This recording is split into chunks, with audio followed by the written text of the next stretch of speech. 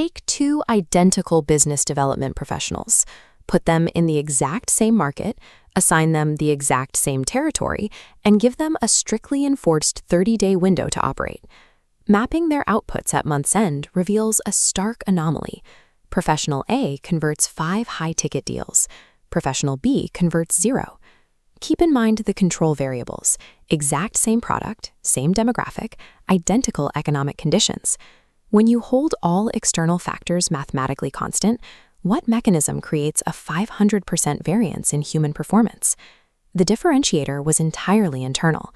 One professional relied on the physical asset they were selling, while the other relied on a highly calibrated strategic positioning. Extreme professional efficacy in high-stakes environments does not come from the product in your hand. It comes from mastering invisible cognitive mechanics.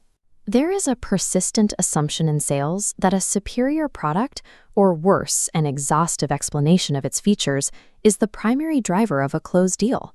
Yet market history is littered with legacy companies holding technically superior products that completely failed.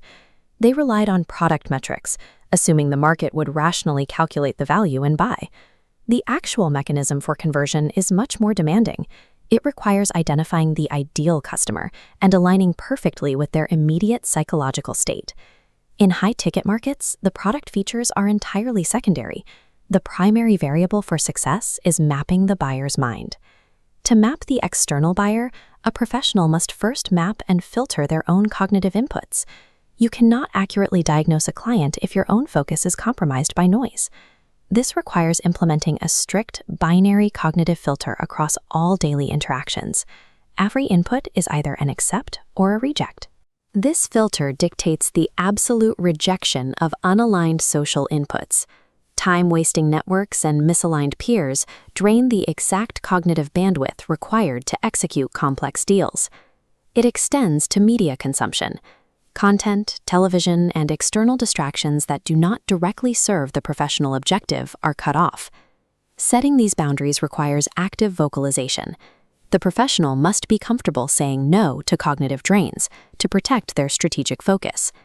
What actually passes through the filter is narrow, only data and actions that measurably contribute to the conversion goal. Professional optimization requires this rigorous elimination of psychological noise before a single client is approached. Once the internal noise is cleared, we apply the fundamental sequencing rule of business development. Identify the right customer first, apply the sales technique second. Aggressive closing tactics and detailed competitive analysis are completely useless if you have incorrectly categorized the person sitting across from you. Look at this tripartite buyer model. A prospect's decision-making unit will always occupy one of 3 distinct mental states. State 1 is the need-driven buyer. Their primary motivation is pure utility. They have a practical problem and they need a functional solution. State 2 is the dream-driven buyer. They are making emotion-led decisions based heavily on prestige, luxury, and image. State 3 is the decision-ready buyer. They have already cleared their major objections and are driven strictly by the desire to take immediate action. Delivering a universal one-size-fits-all pitch to all 3 of these psychological profiles guarantees failure. Accurately diagnosing the incoming state tells the professional exactly which pieces of information to reveal and exactly which pieces to withhold. Securing a commitment requires mirroring the prospect's cognitive state perfectly before you ever present a single product feature.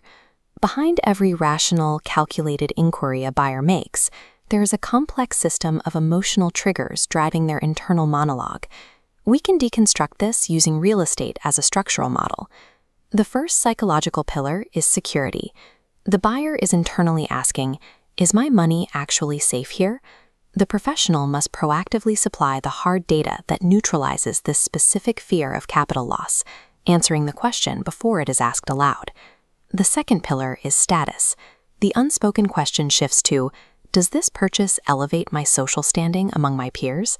In luxury or high-ticket markets, prestige carries massive emotional weight, often superseding logical financial metrics entirely. The third pillar is FOMO, or scarcity. The buyer experiences anxiety over the opportunity cost, wondering if delaying means losing the asset. Ethical scarcity acts as a psychological accelerant, used to push a buyer from passive contemplation into active execution. The fourth pillar is return on investment. The buyer demands a quantifiable multi-year trajectory of the asset's value. Interestingly, ROI data is rarely the true driver.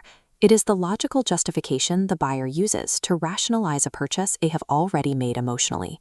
A calibrated pitch anticipates all four of these unspoken questions, systematically dismantling buyer hesitation point by point. This brings us back to our initial paradox: two identical professionals, 30 days, 5 conversions against 0. The professional who closed 0 deals failed because they functioned merely as a product catalog.